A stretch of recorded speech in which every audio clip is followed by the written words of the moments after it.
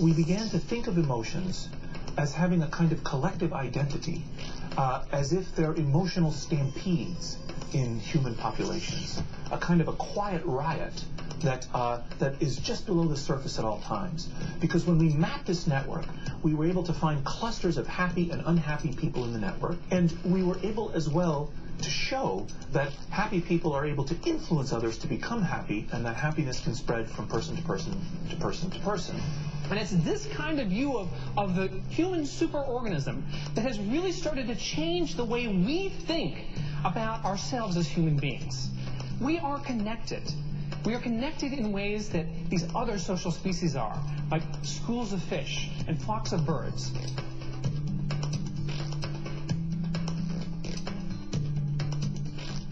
Animals have this. So-called primitive people have this. We have seemed to have lost it through our intensive egoistic orientation.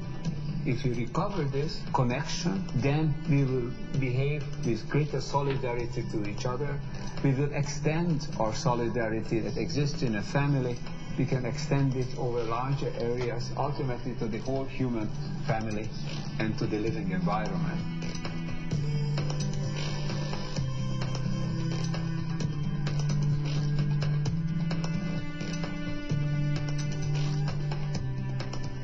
We can encourage people in all walks of life, in all kinds of organizations, to come to the notion of true global family and implementing the kind of world we really all dream of.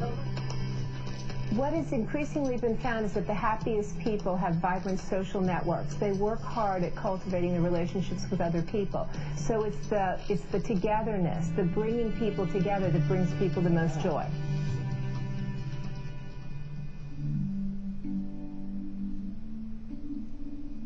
In some ways, science has always recognized that everything is always interconnected. But everything is also interdependent. And you can't study everything all at once.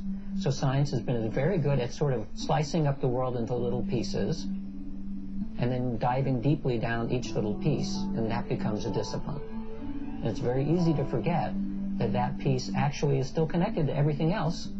We conveniently forget it, which creates something which is ultimately a whole system, but it becomes fractured.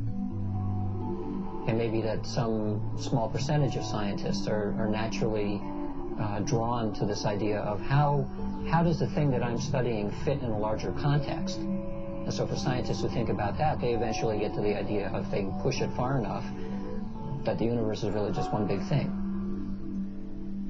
We ask the question, why are we here as human beings?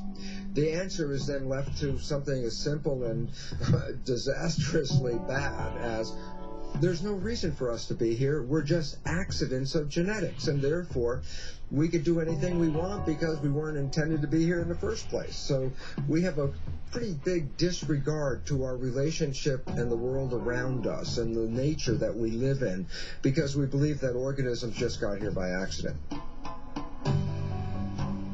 When you look at the planet Earth, you find that we live in a very narrow zone that supports life.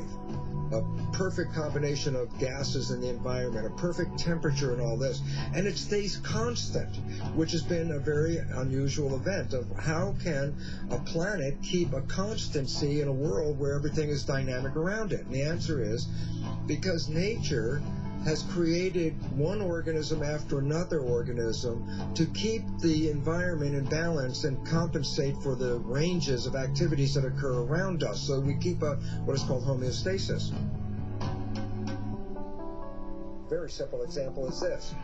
When the world was primarily plants, the environment, which had carbon dioxide and some oxygen in it when they first started, later became depleted of carbon dioxide, and oxygen increased because the plants were using the carbon dioxide continuously and releasing the oxygen continuously, and the balance shifted. And there was so much oxygen on this planet that the planet was flammable. So at times, lightning strikes would hit and burn up all the oxygen and burn up the planet. Life was not sustainable. So nature created a balance, and the balance was called animals. Animals breathe in oxygen and release carbon dioxide, which is the complete reverse of what the plants were doing. So why is this relevant? Because when you put animals and plants in the same environment, as the plants take in carbon dioxide and release oxygen, the animals take in oxygen and release carbon dioxide. This creates a cycle and a balance and harmony. So animal introduction was not just a random event. It was required to keep balance in. Now look at life as a seesaw that goes up and down. And I go like this. As I put one organism on one side, it throws the balance off and tilts the seesaw this way. So nature puts another organism on this side to bring the balance back. So I said, where are humans in this seesaw? And why is that important? Because humans have so much power that if we're not clear of what we're doing, we can take the seesaw and put a little weight on one side and shift the entire balance of nature. And then we have to learn to come back and shift the balance back again. Well, without our awareness of how we fit into nature, we lost sight of the fact that every other organism has been involved in keeping the environment more stable. We weren't to manipulate the environment.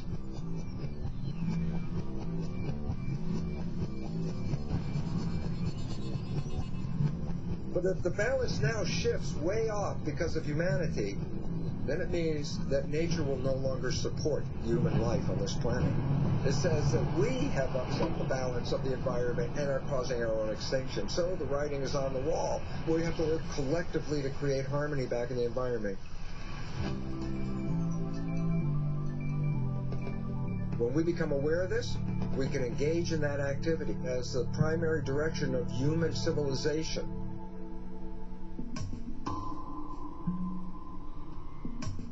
Can we, as a global tribe, get our act together fast enough to be able to change our behavior, our collective behavior fast enough? There is a great potential, because it's not that everybody has to change at the same time. What we talk about is a critical mass. You don't know how many people have to change for it to spread. But the fact is that when people begin to think differently, begin to act differently, that has an effect on others, it spreads. Scientists at RPI have found that when just 10% of the population are deeply committed to an idea, their idea will always be adopted by the majority of the society. Now, what's interesting is their mathematical model shows that it's like a spontaneous leap. That is, below 10%, there is no visible progress. However, above 10%, the idea spreads like wildfire. I don't think it's going to occur first on the whole among the leadership, neither political nor business leadership. I think there are always exceptions, and there are very enlightened political leaders, the enlightened business people. But on the whole, these people have too much stake on the present system, and they're afraid of change, because their own base of power and wealth lies in maintaining the current system. So the change has to come from elsewhere. I don't think it can come from the very poorest people. The very poorest people, maybe 2 billion people in the world, try to survive somehow. They have to get the food and the housing and the job and the health care and the education that is a minimum requirement. We can't expect it from that, well, maybe 200-300 million people who are really the wealthy and the leading classes. It has to come from those who are in between, who have a choice, who are becoming increasingly concerned, and who know that something needs to be done, and the hope is that they will wake up.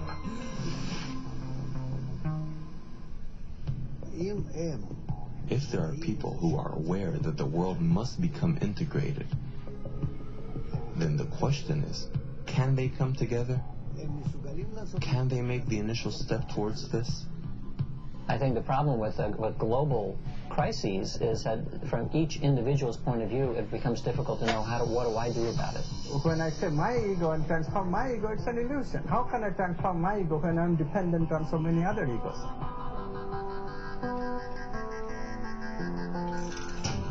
So because of the efforts of a few, changes will start occurring. How? Because the pressure, evolutionary pressure, is acting on everybody. It's just that they don't have the right context. So all they need is a trigger.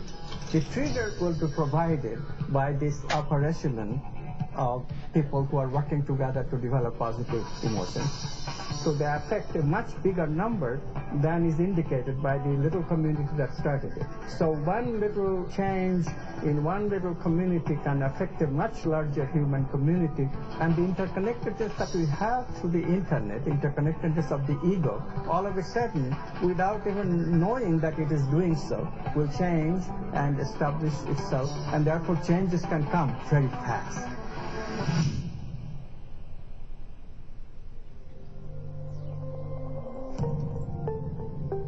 The basic idea is that there's this vast fabric of humanity stretching endlessly into the distance. I'm connected to you and you to others on out endlessly.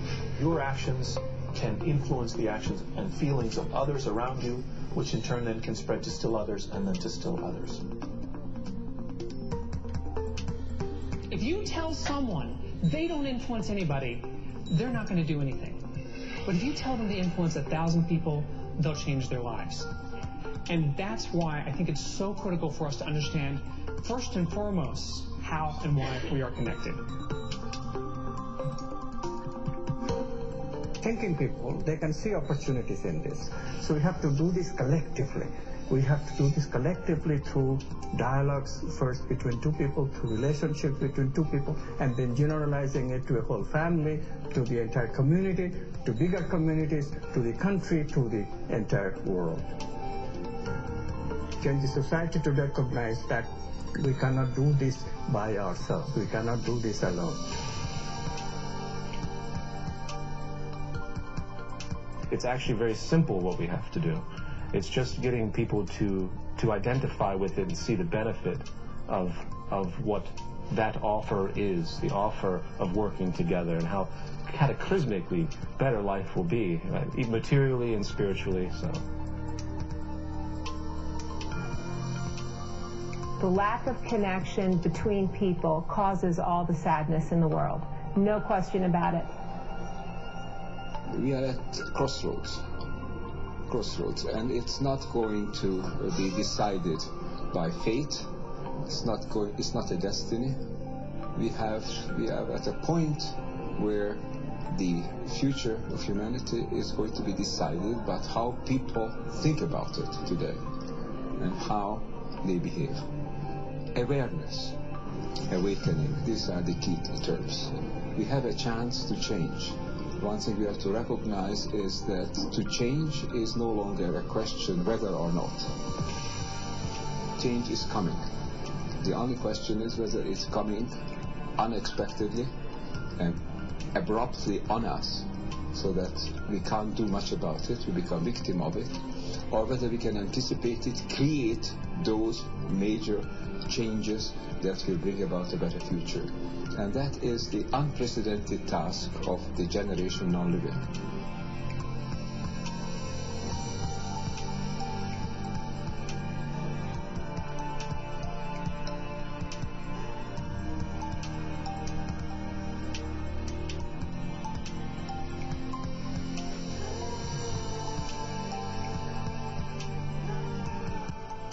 So the question, we are going to change. Are you and I going to be a part of that? Or are we going to allow those people that run the system for their own self-interest and change, maintaining their self-interest in what we do? Or will we promote the change, and will we put everybody's self-interest into that change? It is possible. In fact, it's highly probable, because that's how we'll survive. And adaptation is what we do very well. And the only thing that we need to give up is dominion. Dominion over each other and dominion over the planet. And the only thing we need to change is our minds. Have a nice day. Talk to you soon. Bye.